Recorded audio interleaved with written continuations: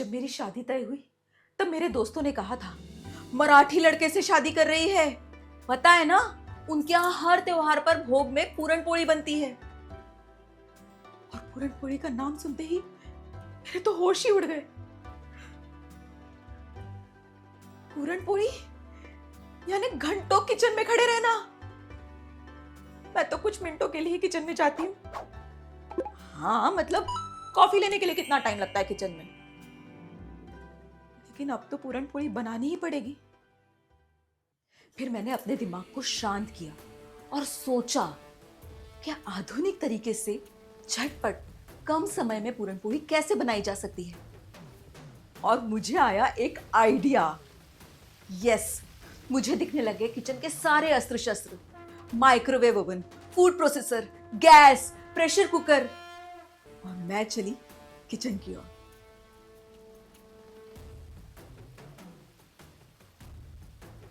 मैंने तय कर लिया था पूरन पोली को आसान बना के रहूंगी, जिसके लिए मैंने ले लिया था चने की दाल, चीनी, आटा, मैदा, घी और एक चुटकी नमक।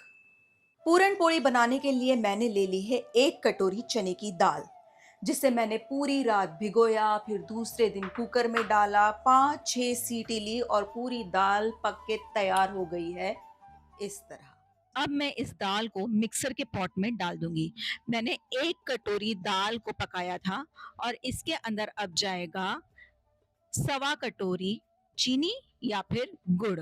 आप अपनी इच्छा से गुड़ या चीनी ले सकते हैं, लेकिन अगर 1 कटोरी दाल ली है तो 1.25 कटोरी चीनी या गुड़ जाएगा। और अब इसे मैं मिक्सर में अच्छे से पीस लूंगी। जी हाँ, इसे अच्छे से पीस लेना है और पीसने के बाद इसकी एक पेस्ट तैयार हो जाएगी।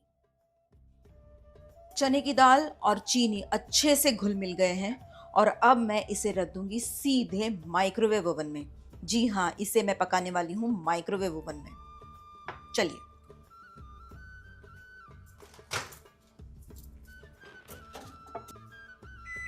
दस मिनट के लिए सेट किया है। जब तक हमारा पूरन तैयार हो रहा है तब तक हम तैयारी कर लेते हैं पूरन पोली के कवर की। तो देख लीजिए उसके लिए मैं क्या मैजिक करने वाली हूँ। आइए, पूरन पोली का कवर बनाने के लिए मैंने ले लिया है फूड प्रोसेसर का कंटेनर। इसमें जाएगा सबसे पहले आटा, फिर मैदा और 1 चुटकी नमक। तो ये मैदा और आटा हम अच्छे से फूड प्रोसेसर में गूंद लेंगे।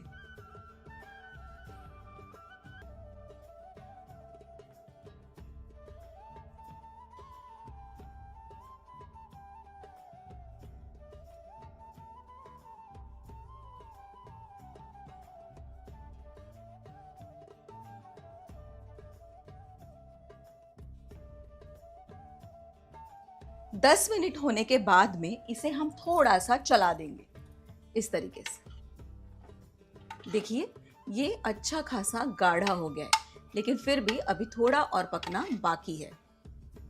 देख सकते हैं, ये अच्छा खासा गाढ़ा हो गया है। अब हम इसे 5 मिनट के लिए और सेट कर देंगे।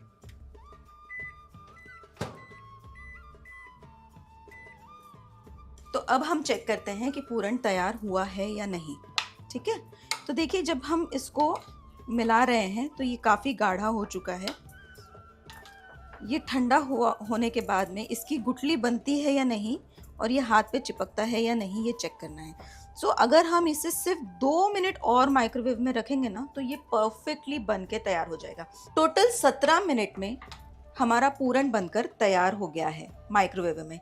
इसमें हमें ज़रा भी मेहनत नहीं लगी, हमें ज़्यादा चलाना नहीं पड़ा है, ज़्यादा देर तक खड़े नहीं रहना पड़ा है, और जो काम घंटों तक चलता रहता है वो सिर्फ 17 मिनट में कंप्लीट हो गया है। मतलब आपका मेन चीज़ पूरन बनकर रेडी हो गया है। अब बस ये ठंडा हो जाएगा और फिर हम इसकी पूरन पोली बना लेंगे।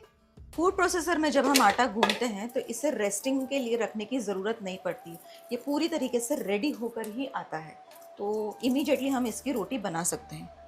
सो पूरन थोड़ा ठंडा होना बाकी है, हम इसे अभी रख देते हैं। ये पूरन अच्छे से तैयार हो गया है, एकदम ठंडा हो गया है और ये बिल्कुल भी हाथ पर चिपक नहीं रहा है, प्लस ये सॉफ्ट भी है। इसका मतलब ये पूरण अच्छे से तैयार हो गया है। अब हम अपना आटा देख लेते हैं जो हमने फूड प्रोसेसर में भिगोया था। तो ये है हमारा आटा, ये भी अच्छे से सेट हो गया है। इसको तो ज़्यादा सेट करने के लिए रखने की ज़रूरत नहीं है क्योंकि इसे हमें ऑलरेडी फूड प्रोसेसर में गूंदा हुआ है, तो ये सेट होके ही बाहर आता है। तो इसको तो गूंदने के बाद तुरंत ही हम पूरण पोली बना सकते हैं। देखिए कितना सॉफ्ट है, ये इतना सॉफ्ट है। ठीक है, अब हम इसके बना लेते हैं छोटे से पेड़े।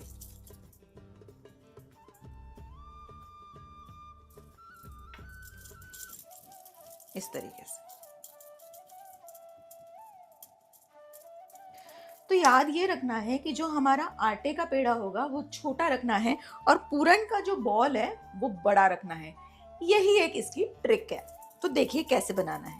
हमने ये पेड़ा ले लिया है, इसे अच्छे से गोल घुमा लिया है और फिर थोड़ा सा आटा लेके पर लगा लिया है हमने थोड़ा सा आटा।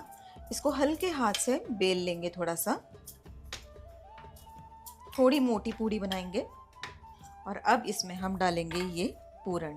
तो पूरण का बॉल जो है वो हमें अच्छा खासा बड़ा बनाना है, तकरीबन डबल साइज का, और ये जाएगा इसके अंदर। तो हल्के हाथ से दबाते हुए घुमा घुमा कर इसे पूरा अंदर फिल कर देना है इस तरीके से। जब पूरण ज़्यादा लेते हैं तो वो पूरी रोटी में चारों तरफ फैल जाता है। ये देखिए, ये अच्छे से हमने पूरण अंदर भर दिया है, प्रेस कर दिया है। अब हम इसे अच्छे से बेल लेंगे।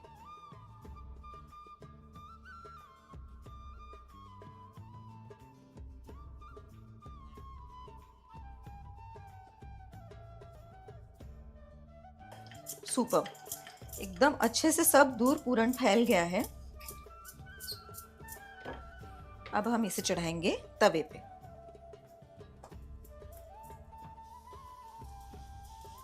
हल्के हाथ से उठा के इसे हम तवे पे डाल देंगे। इसे अच्छे से पकाना है, हाई फ्लेम पे इसे नहीं पकाना है, नहीं तो ये कच्ची रह सकती है। मतलब बाहर का जो कवर है वो कच्चा रह सकता है, इसलिए हमें इसे मीडियम फ्लेम पे करना है, ना तो एकदम लो फ्लेम ना ही हाई फ्लेम। मीडियम फ्लेम पे हम इसे पकाएंगे। ये कलर चेंज हो चुका है, देखिए ये थोड़ा ड्राई होने लगता है। जैसे ये थोड़ा ड्राई होने लगेगा हम इसे पलट देंगे इस तरीके से। देखिए इस तरफ का कलर थोड़ा सा ड्राई हो गया है और ये थोड़ा सा कलर चेंज हो गया है। इसी वक्त हम इसमें डालेंगे घी। पूरण पोली बनाते समय घी में कंजूसी नहीं करना है, बिल्कुल भी कंजूसी नहीं करेंगे क्योंकि उसमें स्वाद ही घी की वजह से आता है। तो इसे पलट देंगे, अच्छे से चारों तरफ से पकाएंगे।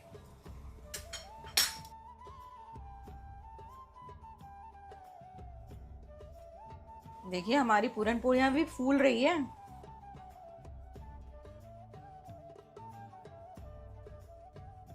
परफेक्ट, देखिए हल्का सा गुलाबी कलर आया है और ये अच्छे से पक के रेडी हो चुकी है।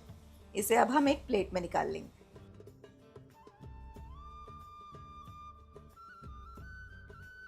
तो देखा आपने, पूरण के ठंडे होने के टाइम को अगर बाजू में रखा जाए तो पूरी की पूरी पूरण पोली हमने सिर्फ आधे घंटे में बना के रेडी कर दी है। दर्शकों पहचानो, किचन की सारी शक्तियों को पहचानो, आधुनिकता की ओर बढ़ो और टफ से टफ रेसिपी कम से कम समय में बनाओ। मेरी तरह स्मार्ट कुकिंग सीखो। मैं आप लेने वाली हूँ इस पूरण पोली का स्वाद और आप करेंगे थोड़ा सा वेट मेरे अगले वीडियो का। तब तक के लिए मैं खाती हूँ पूरण पोली। आप स्वस्थ रहिए, मस्त रहिए, मेरे वीडियोस को देखते रहिए और टाटा।